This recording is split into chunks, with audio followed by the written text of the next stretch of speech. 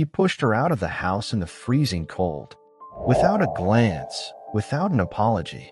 What happened next changed everything. Sometimes the deepest pain doesn't come from enemies, but from the people we love. And what happened on that freezing night, in that silent house, made time stand still. A simple action, taken by someone you would never have imagined, brought about a transformation that no one could have foreseen. Maria had always been the central figure in her family's life. A simple woman with few possessions but an immense heart, she dedicated her life to her children and grandchildren, shaping them with values that she believed were the foundations of what it meant to be a good person. She spent her days looking after the house, cooking meals, and in her spare time, weaving old stories from her youth that seemed so distant and yet so vivid. But as the years went by, the visits became more sparse, the conversations shorter. Their children, now grown up, were busy with their own lives. And Lucas, her beloved grandson, the one she cared about most, the one she felt was an extension of her own being, was drifting away from her in a way she didn't understand. She knew that things changed when Lucas stopped visiting her like he used to. When he, still so young but already so distant, began to call only for quick, uncharitable questions.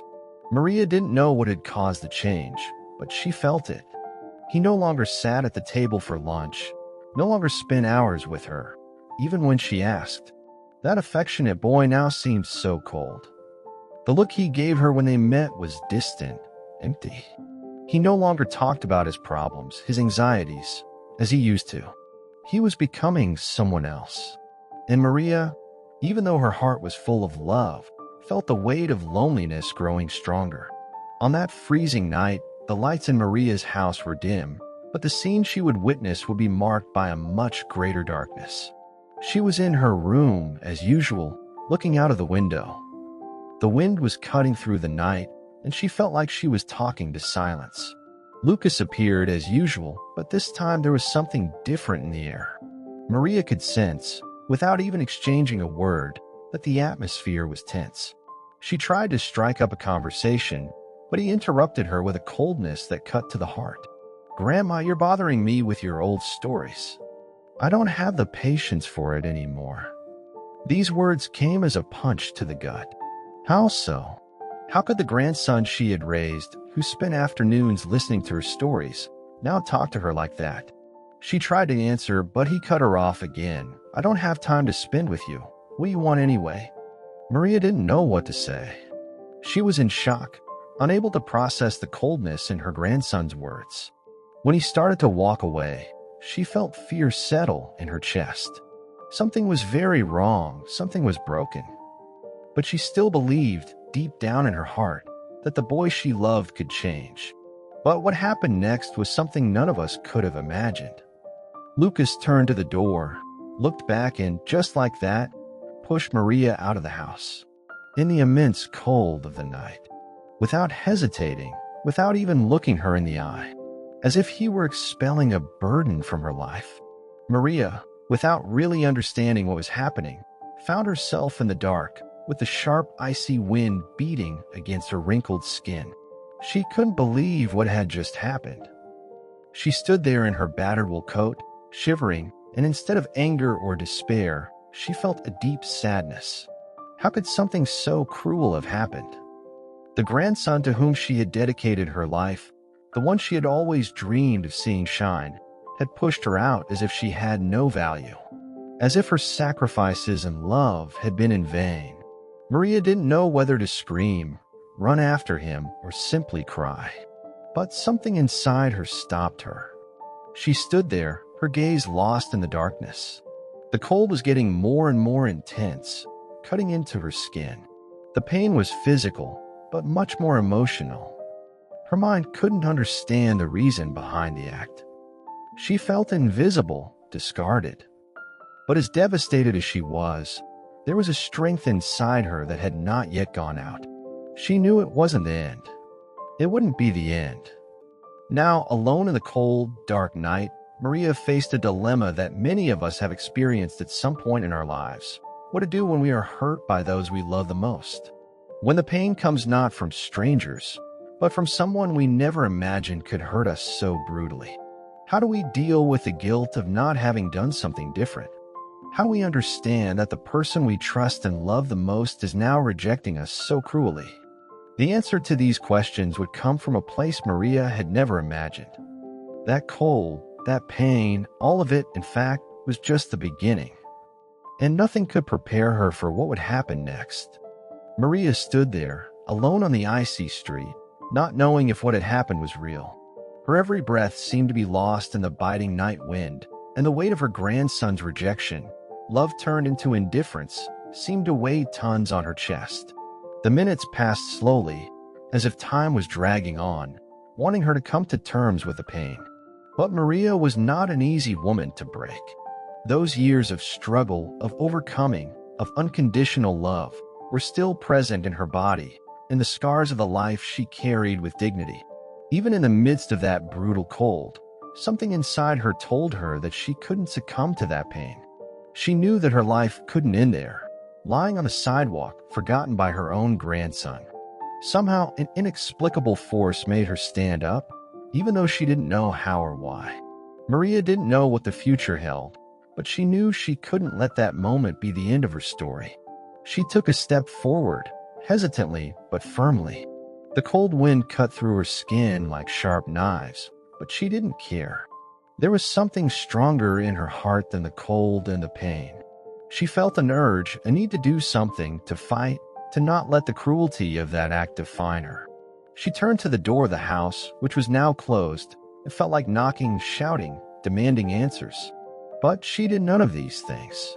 Maria, her eyes watering, took a deep breath and turned towards the street, determined to find something deeper within herself.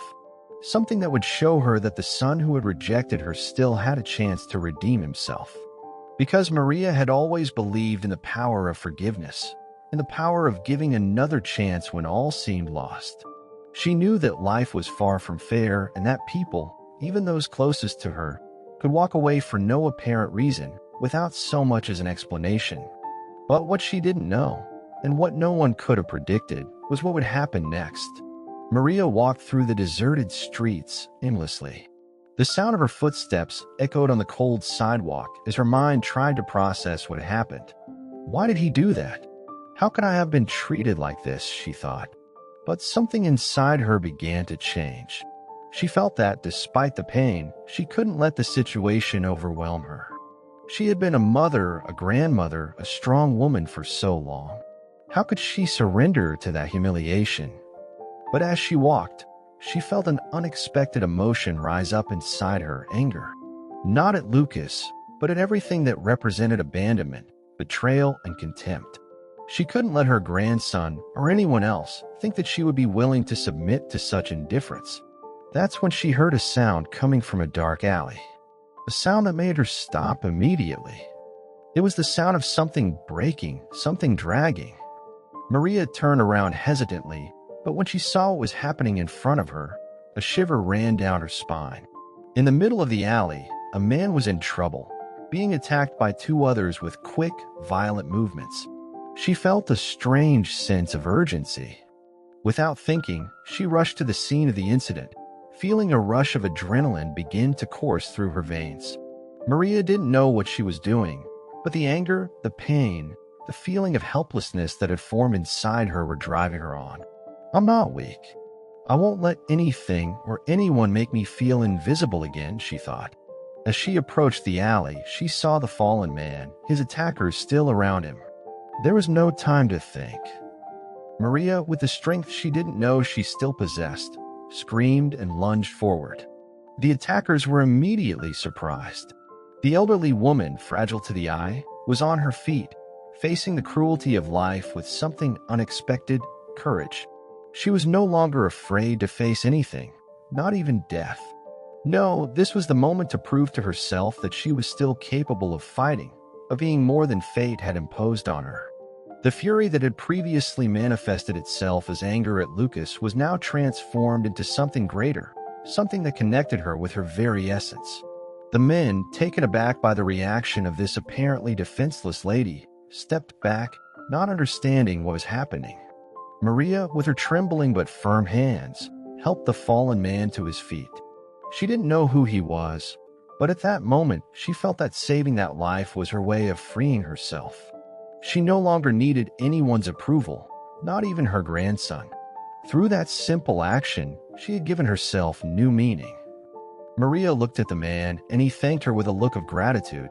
But what he didn't know was that, in that brief instant, Maria's fate was about to take a totally unexpected turn. Now she was no longer just struggling to understand what had happened to Lucas, but also to discover what else life had to offer. Maria didn't know that this would be the first step on a journey that would forever change the way she saw herself and the world around her. She felt more alive, more whole than ever before. She was no longer a woman at the mercy of abandonment or pain. She was someone reconnecting with her own strength, someone willing to make her life something greater than any suffering. And it was at that moment, in the darkness of that night, that Maria had the revelation that the worst was yet to come, but also the biggest surprises. Maria was standing in the middle of the street, still with the traces of the shock on her body, when suddenly an unusual sensation came over her. She was no longer the fragile woman who had been rejected by her grandson, left out in the cold one night. She was no longer the woman who, even though she had come through a sea of difficulties, felt invisible, disposable. No. Now she felt something new, something profoundly transformative. Something that could not be undone, no matter what.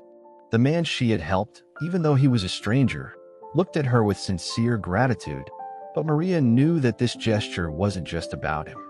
It was about her. It was proof that she still had strength. She was still important. When she helped him up, something inside Maria broke, but not in the way she thought. It wasn't a break of fragility, but a release of a weight she had been carrying for decades. She realized that her life, up until that point, had been a sequence of moments in which she gave herself to others, sacrificing herself, extinguishing herself, waiting for the reward that never came. However, in that simple act of helping someone who wasn't part of her story, she found something more important than anything material. She found her own value. She didn't need anyone to give her purpose. She didn't need the approval of an ungrateful grandson. Maria understood there that it wasn't others who gave her meaning, but herself. But the climax of her transformation was about to happen. The biting wind was no longer an enemy, but a reminder of her resilience. She was no longer frozen. It was as if the cold, the pain, the betrayal, everything she had suffered up to that point, had merged into something greater. As if she had given a definitive answer to life, as if she were saying, with all the strength she had in her aging body, that she would not be destroyed. The moment she turned to the man she had helped, and he thanked her again, Maria realized that something else was coming. Something even more inexplicable. Just then, a car slowly approached, headlights blinding, stopping right in front of them. She didn't know what to expect, but instinct made her stand her ground. The car stopped and, to her surprise, the window rolled down. It was Lucas, her grandson. The same grandson who had left her alone on the sidewalk, with the pain still latent in her heart. Lucas looked at her with an expression of deep guilt, something Maria would never have imagined seeing on that face.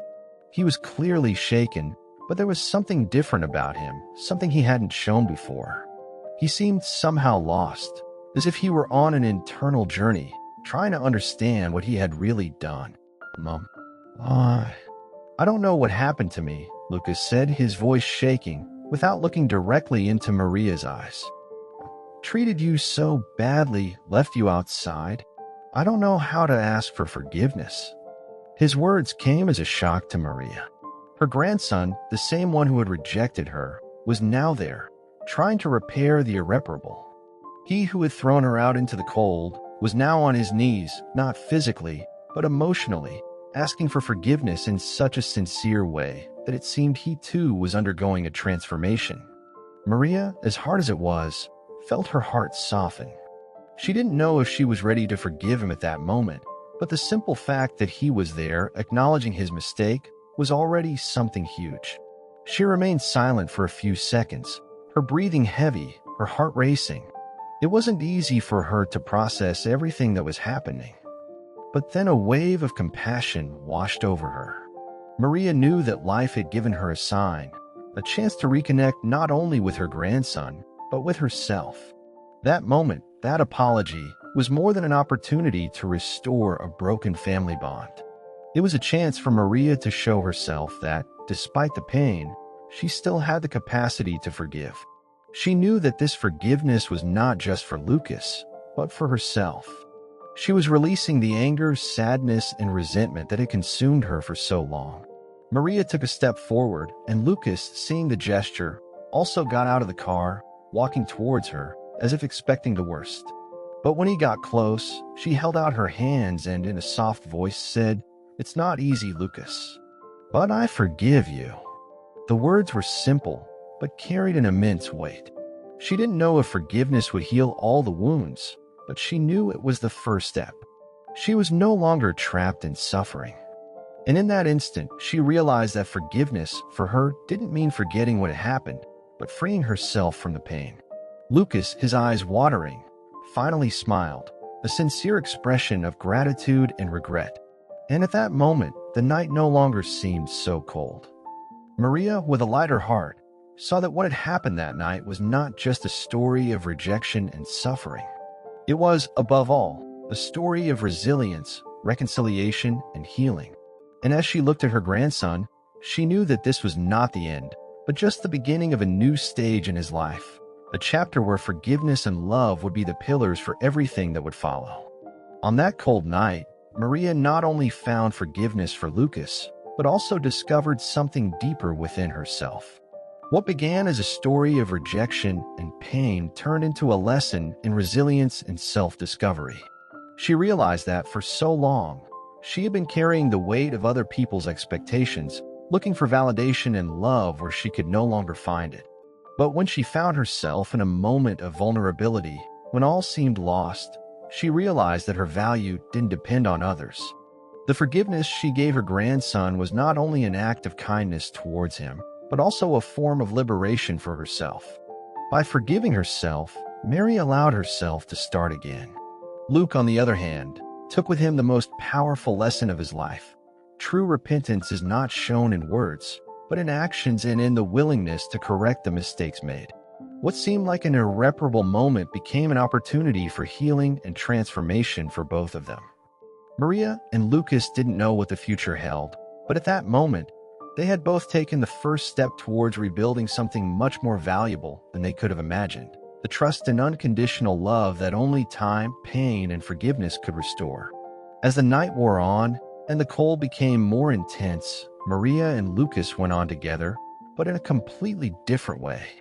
Now they were no longer just grandmother and grandson, but two souls who had met again in the abyss of pain, ready to begin a new journey of life. And Maria, looking at her grandson, knew that, at last, she was no longer invisible. She had made herself heard, and more importantly, she had made herself seen by herself. Just for those of you who like a good story and have watched to the end, leave your comment below from which city you're watching, and I'll leave a heart in your comment. Bye, and see you in the next video.